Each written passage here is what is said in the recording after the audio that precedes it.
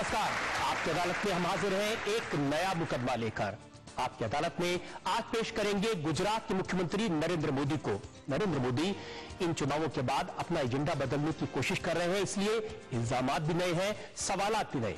पेश है आपकी अदालत में गुजरात के मुख्यमंत्री नरेंद्र मोदी।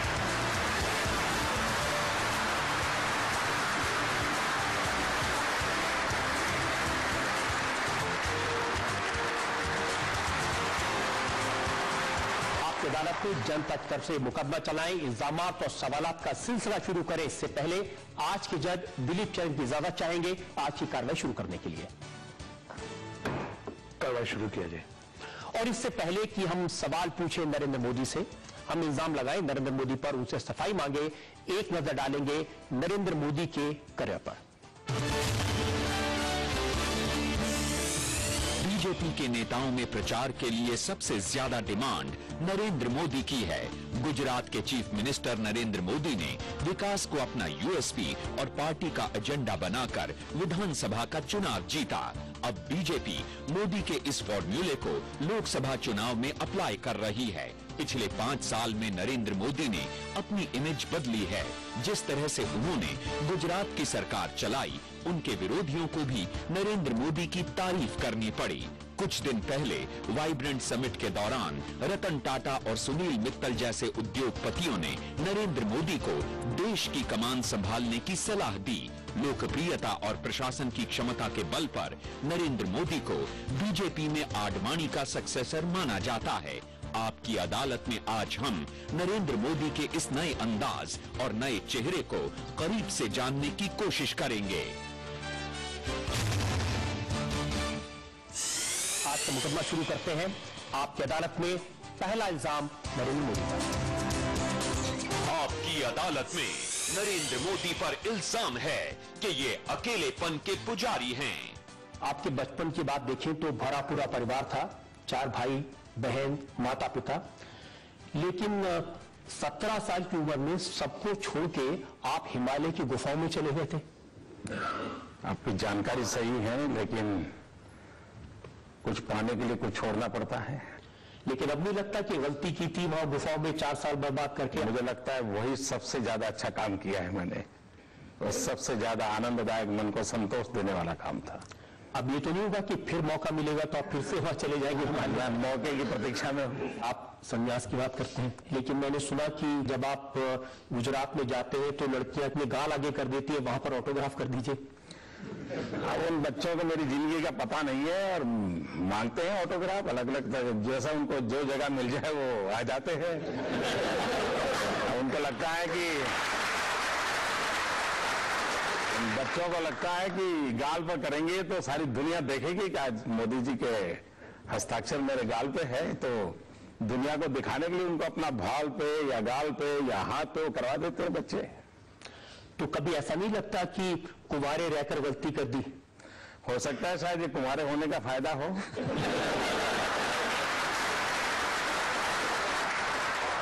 और सारे लोग ये भी तो सोचते होंगे ये जो सबसे एलिजिबल बैचलर है ये अपना घर कब बसाएगा? अब सरकार ने एक, हमारे यहाँ जो एमएलए होते हैं उनको एक जमीन का प्लॉट खरीदना होता है। अब हमने जमीन का प्लॉट तो लिया है, उस पर मकान बनेगा कि नहीं मुझे मालूम नहीं, और वो घर कब बनेगा वो सोचेंगे। नरेंद्र मोदी एक नेता से ज्यादा एक ब्रांड बन गए हैं। आप जिस तरह के कुर्ते पहनते हैं, जैसा कुर्ता आपने पहना हुआ है, मैंने देखा न्यू जर्सी में, लंदन में मोदी कुर्ता चलता है। मैंने भी सुना है, और मेरे एक दोस्त अमेरिका से मुझे कुर्ता लेके आए। मैं हैरान था, तो वो बता रहे थे कि अमेरिका में ये मोदी कुर्ता बिक रहा है। अभी मुझे किसी ने मोदी मिक्स करके कोई खाने की कुछ चीजें बिक रही है वो भेजा था। अब हो रहा है, शायद उनको व्यापार में काम आता है। मेरा नाम तो करने दीजिए, क्या है, किसी के भलाई के लिए काम आता हो तो क्या है। अहमदाबाद में मोदी के रिक्शे चलते हैं मोदी के नाम से। वो ऑटो रिक्शा जो है वो एक अलग कंसेप्ट है। उस ऑटो रिक्शा में आप जाएंगे तो वो आपको चॉकलेट देता है, बिस्लरी का पानी देता है, टेलीफोन की व्यवस्था देता है ऑटो रिक्शा में, और अगर आपका मोबाइल फोन चार्ज करना है तो चार्जिंग की व्यवस्था देता है। तो एक प्रकाश में उसमें हवाई जहाज में जितनी सेवाएं मिलती है उससे ज्यादा सेवाएं ऑटो रिक्शा वाला दे रहा है। लेकिन अब मोदी ऑटो हो गया है, जब मैं क्या करूंगा। लेकिन मैंने गुजरात के एक अखबार में पढ़ा कि तरणेतर के मेले में एक महिला ने अपने बच्चे से कहा कि ये दाढ़ी वाला देवता है। अरे मैंने अखबार में पढ़ा था, हो सकता है ये मीडिया की कुछ कमाल हो। मीडिया ने मुझे पता नहीं किस किस रूप में पेश किया है और जनता जनार्दन ने किस रूप में पकड़ा है। बीजेपी में, आरएसएस में कहा जाता है कि पर्सनैलिटी कल्ट नहीं होना चाहिए, किसी व्यक्ति विशेष का नाम नहीं चलना चाहिए। मैं मानता हूं मनुष्य को देवता के रूप में नहीं मानना चाहिए, व्यक्ति पूजा नहीं होनी चाहिए। राजकोट में एक जगह है जहां पर आपके नाम का मंदिर बना दिया है। दरअसल क्या है कि ये जो सांप सपेरे वाले लोग हैं जो भटकते रहते थे, मैंने एक अभियान चलाया बच्चों को पढ़ाने का। तो मेरे पास आए, साहब हमारे पास तो रहने को घर नहीं, तो हम कहां पढ़ेंगे। तो मैंने उनके लिए एक 250 मकानों की व्यवस्था की।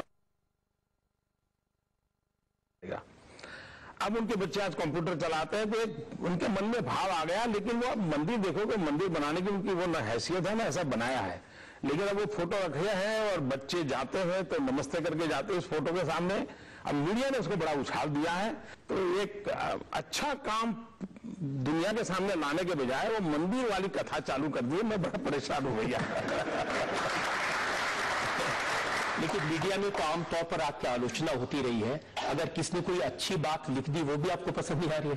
देखिए, इसको मैं अच्छी नहीं मानता हूं। ये चीजें देश का भला नहीं करती है। किसी एक आदमी ने कहीं फोटो निकाल दी, किसी एक आदमी ने मंदिर बना दिया, वो हमारी पहचान नहीं है।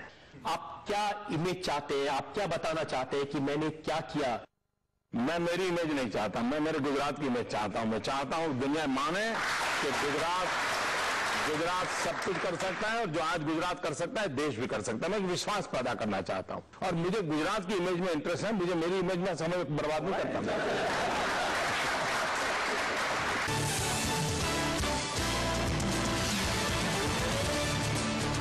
आपकी अदालत में आज मुकदमा चला रहे हैं गुजरात के मुख्यमंत्री नरेंद्र मोदी पर। आपकी अदालत में अगला हिस्सा। आपकी अदालत में नरेंद्र मोदी पर आरोप है कि ये खतरों के खिलाड़ी हैं।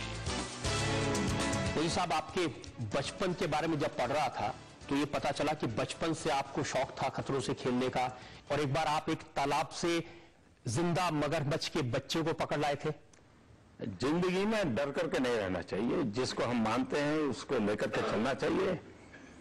और मक्खन पे लकीर करने वाले तो ढेर सारे मिल जाएंगे, पत्थर पे लकीर करने की भी तो हैसियत होनी चाहिए।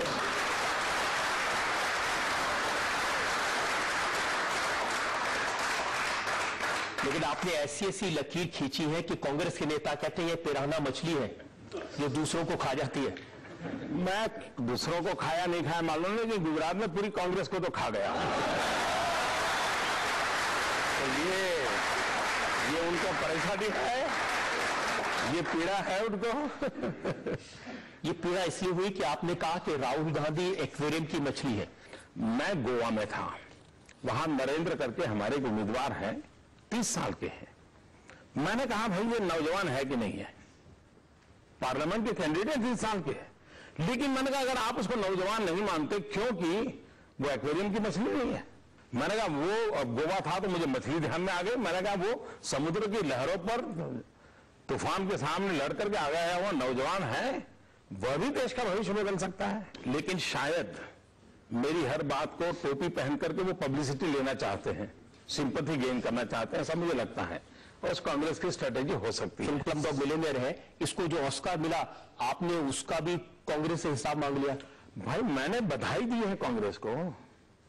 अगर कांग्रेस पार्टी 60 साल राज न करती तो हिंदुस्तान में स्लम न होते, तो स्लम डॉग फिल्म न होती, फिल्म ना होती तो ऑस्कर न मिलता। तो मैं कांग्रेस को बधाई देता हूं, उससे भी उनको बेचैनी होती है। मैं क्या करूं?